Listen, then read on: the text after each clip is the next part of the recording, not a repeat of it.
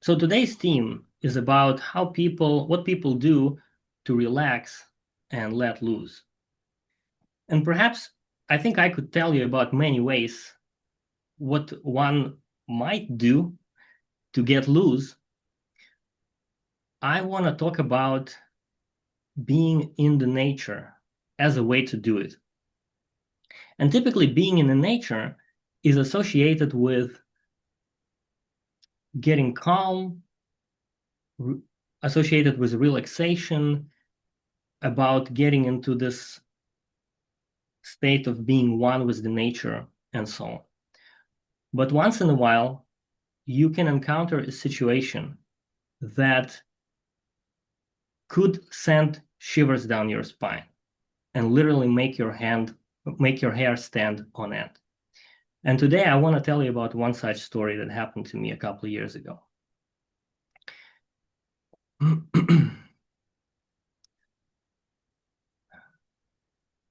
2 years ago, my girlfriend Natalia and I decided to take a dispersed car camping trip in the Mendocino National Forest.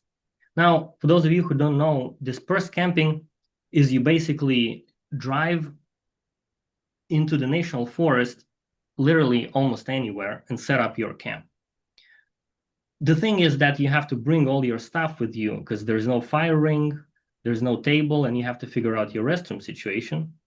But the upside is that you don't have to compete with millions of people trying to book the limited supply of developed campsites in California.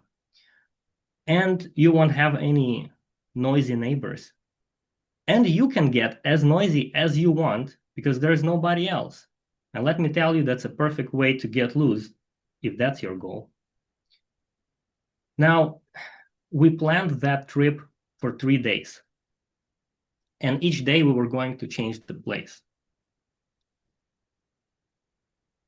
So on the first day, we drove into the forest and found a perfect camping spot.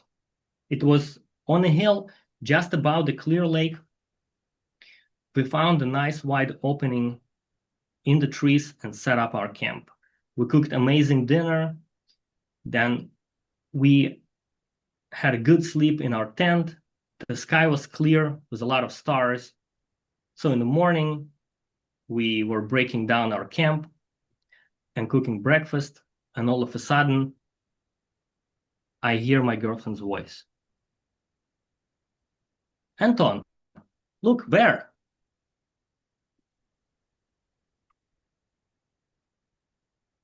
Why?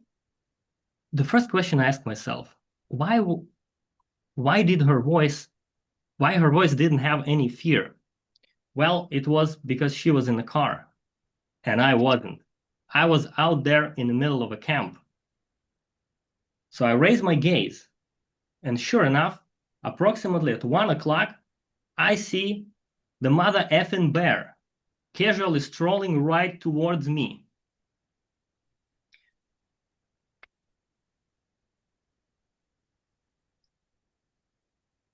The bear was mere 20 yards away from me. It was very close. It was so close, I could see how muscular his front paws were. I could see, I swear I could make out individual hairs in his fur because of how acute my vision became from the adrenaline outburst in that second. I remember how it was a sunny day in the morning, and I remember how sunshine played and reflected in his fur. The fur was kind of reddish, and it was a little sparse. And I would expect a fur to be more thick on the bear. Not that it mattered in that very second, but I noticed that. And I noticed how big his claws were, and how he was breaking little twigs with those claws as he kept creeping towards me.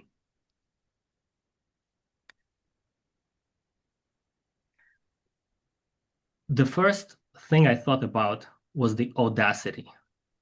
The audacity of that creature casually strolling like that in the middle of human camp. You don't see that happening every day. But then I figured out that it was probably breakfast. My precious oatmeal with fruits, raisins, and milk that was just boiling and getting nice and creamy on the table right behind me attracted the bear who was downwind from our camp.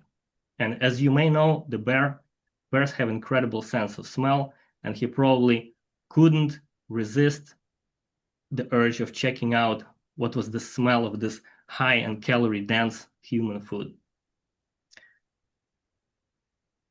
The first action that came into my mind was, where the heck is my bear spray? And in a split second, I realized that my bear spray was in the bottom of a backpack in the back of our damn car. I realized that by the time I would get the bear spray, the bear's face would be in my oatmeal. And that was one of the reasons why I decided to take a stand.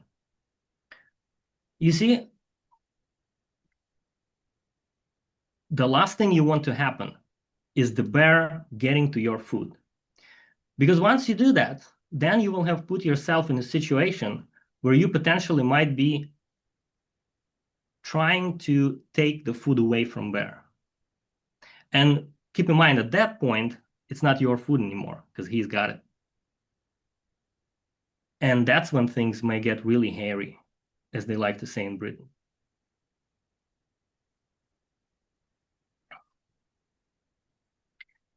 The other reason why I decided to take a stand was because it was our camp.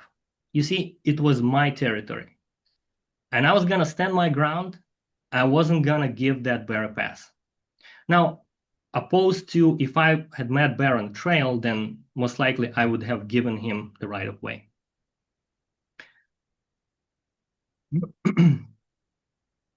So I realized that the only thing I could do is to attempt to scare him and make a lot of noise, because that's what you're supposed to do in that situation.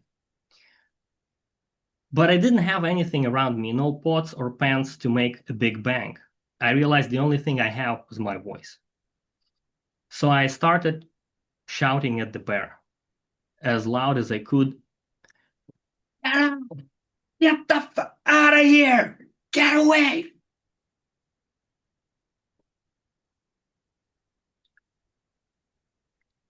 I started shouting and ramping my voice.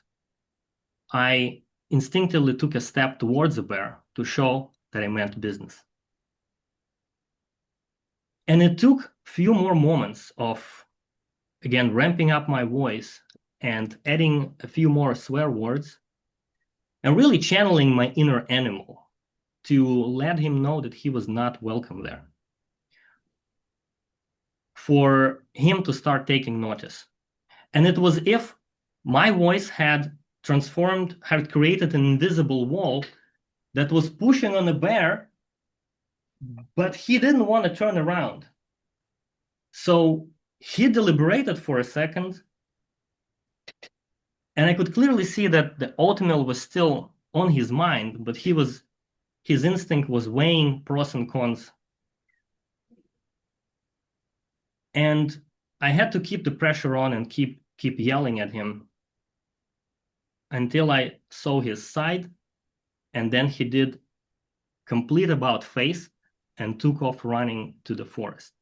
And all I saw was his furry, wobbly ass reducing in size as he was running away into the forest.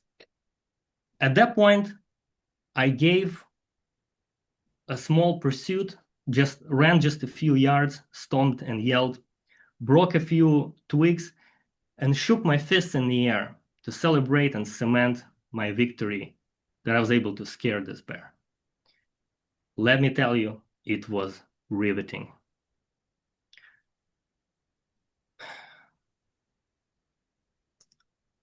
In the remaining 2 days, we saw a bear each day. But those times we were in the car and the bears took off running as soon as they heard us approaching. We also saw bald eagles, elk, deer, so pretty much all the big animals except mountain lions. Thanks God. Since then, I started, whenever I'm outside, in the nature, I started carrying bear spray in a holster on my waist, and it's not going anywhere. I don't think I have ever psyched myself up like that before. I mean, imagine all that adrenaline from the encounter and also euphoria after I was able to successfully scare him away. One might say I literally got my freak on. And that was, I shall say, very uninhibited experience. Because as my girlfriend said later, she was considering running away into the forest along with the bear as soon as she heard my angry yelling. Thank you, and back to you, Richard.